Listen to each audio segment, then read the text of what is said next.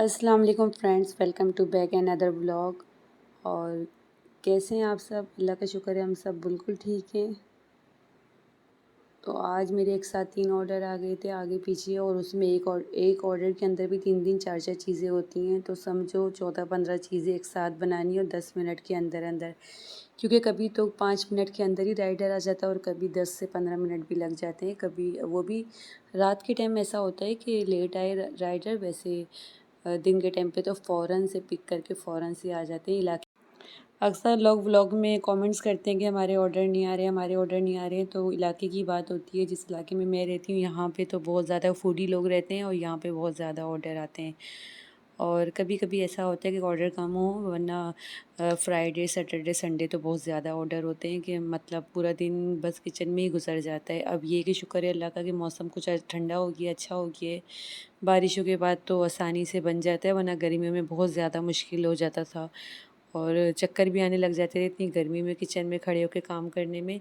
तो आज मैं बना रही हूँ चिकन आलू का सालन, और बस दिल चाह रहा था कि हर वक्त चिकन कढ़ाई बनाती रहती हूँ। तो आज सोचा इस तरीके से बनाया जाए, बच्चे भी आलू शौक से खा लेते हैं। तो प्याज को थोड़ा सा बारीक, जैसे अंडे में नहीं डालते इस तरीके से आप चॉप प्याज डलेगी ताकि उसमें ग्रेवी अच्छी बन जाए। उसके बाद लहसुन अदरक डाल के उसमें चिकन और आलू को अच्छी तरीके से भून लेंगे। और मेरे पास मिर्च छोलों का मसाला डला हुआ पड़ा हुआ था, तो मैंने 1 चम्मच वो डाला है, और पिसी हुई मिर्चें घर की। और ना स्पाइसेस हम लोग बहुत ज़्यादा कम यूज़ करते हैं, और फूड पांडा पे भी लोग बहुत ज़्यादा घर का खाना इसीलिए पसंद करते हैं क्योंकि उनको स्पाइसेस नहीं चाहिए होती है, वरना तो वो होटल से भी मंगवा सकते हैं सालन।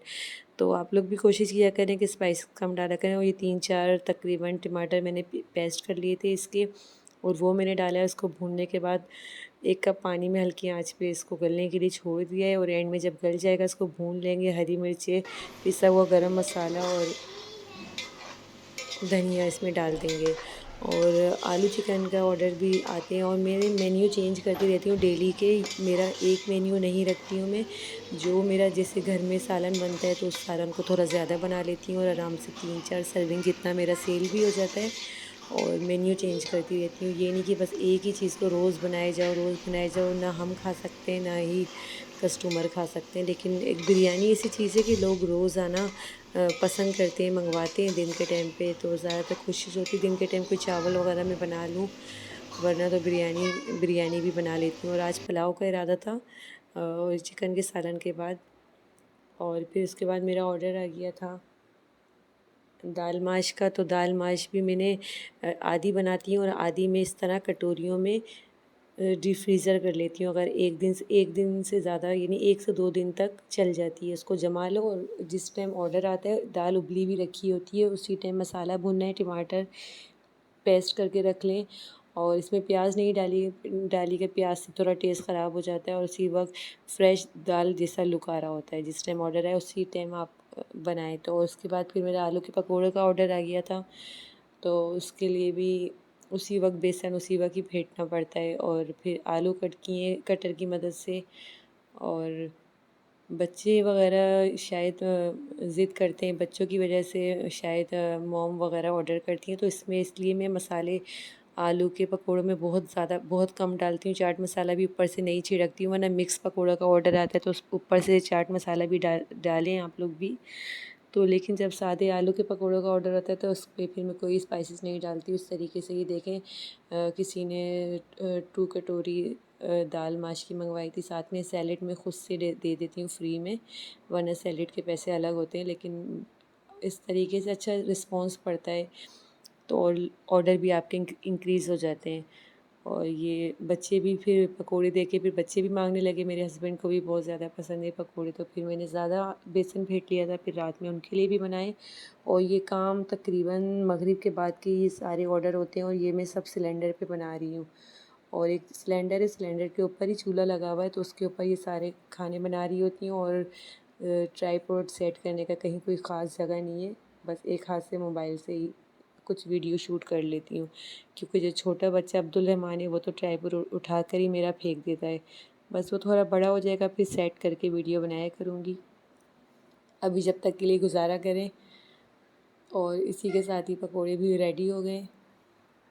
जैसा कि आप लोग जानते हैं कि बच्चों के स्कूल खुल गए हैं, तो अब मैंने टाइमिंग भी चेंज कर दिया। मैंने सुबह 8 बजे से लेके रात के 1 बजे तक की टाइमिंग कर दी है। तो जब आप टाइमिंग बढ़ा देते तो आपके ऑर्डर भी आने ज़्यादा लग जाते हैं, क्योंकि सुबह से लेके सुबह नाश्ते। A few moments later. Sonu ice cream खा रहे हो?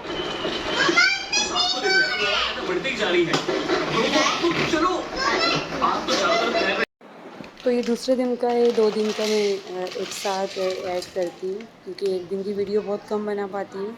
और ये काबली पुलाव ये वाले यूज़ करें, पूनम के, वो बहुत अच्छे होते हैं, बहुत जल्दी गल जाते हैं। तो उसको मैंने रात में भिगो के रख दिए थे। और उसके बाद ये कैल्सी दिखा रही थी, आजकल बीपी बहुत डाउन जा रहा है। शुगर बीपी दोनों चीज़ें अक्सर मेरी लो हो जाती है जब ज़्यादा किचन में काम करो। तो ये जो कैल्सी है ये बहुत फ़ायदा देती है, इसको पी लें आप। ये वैसे भी कैल्शियम की कमी के लिए हर वुमेन को पीनी चाहिए रोज़ाना 1 टैबलेट पानी में हल करके। और ये चने मेरे गल गए। जैसा कि आप लोगों ने वीडियो में देखा ही होगा कि किंज़ा अक्सर रेस्टोरेंट की बिरयानी खा रही होती है। और एक हमारे साइड पर हमारी तरफ एक रेस्टोरेंट है बहुत मशहूर, तो वहाँ की बिरयानी पसंद करती है। घर में मैं बनाती भी हूँ तब भी घर की नहीं खाती और बाहर की पसंद करती है। तो फ्रेंड्स, तो ये किंजा रो रही है। जो इनका जो पकवान सेंटर था ना वो बंद हो गया है, जिसकी ये बिरयानी खाती थी। इसके अलावा किसी की भी बिरयानी नहीं पसंद। बहुत सारे सेंटर हैं, पकवान सेंटर है हमारे इलाके में, लेकिन जो शाही पकवान की बात थी वो अलग ही थी। लेकिन वहाँ पे इतनी गंदगी थी कि फूड अथॉरिटी वालों ने उसको बंद कर दिया है। बिरयानी का टेस्ट तो बहुत अच्छा था, लेकिन गंदगी उन लोगों ने बहुत की हुई थी। और किंजा रोज़ाना वो गंदी बिरयानी खाती थी। और अब क्या होगा, अब किंजा क्या खाएगी? किंजा कोई बात नहीं बेटा, मेरी मम्मी के हाथ की बिरयानी खा लेना। लोग इतने पसंद करते हैं, लोग इतने रिव्यूज़ करते हैं। तो फूड अथॉरिटी वाले आ गए थे वहाँ पे, कुछ गंदगी देखी थी इन्होंने, कपड़े वगैरह साफ़ नहीं थे जो सेल कर रहे थे बिरयानी। तो सील करके चले गए थे, ताला लगा दिया था। और बस एक दिन की बात थी, बस काफ़ी सारा पैसा खिलाया तो दूसरे दिन खुल गई। और दूसरे दिन किंजा इतनी खुशी खुशी घर आई है कि मम्मा मेरे पकवान सेंटर खुल गया है। मतलब चलो 1 हफ़्ता तो बंद रहना चाहिए था, लेकिन अब उम्मीद है कि अब वो सफाई का ख़ास ख्याल रखेंगे, इसलिए लोग घर से मंगवाते हैं कि घर में हम क्या नाम है, अल्हम्दुलिल्लाह औरतें सफाई का ख्याल रखती हैं, खाने वगैरह में हर चीज़ में हाथ धो के बनाते हैं। तो बस घर और बाहर का बस यही फ़र्क होता है, सफाई का ही फ़र्क होता है। टेस्ट का भी फ़र्क होता है, उनके मसाले बहुत ज़्यादा होते हैं, बहुत स्पाइसी होते हैं।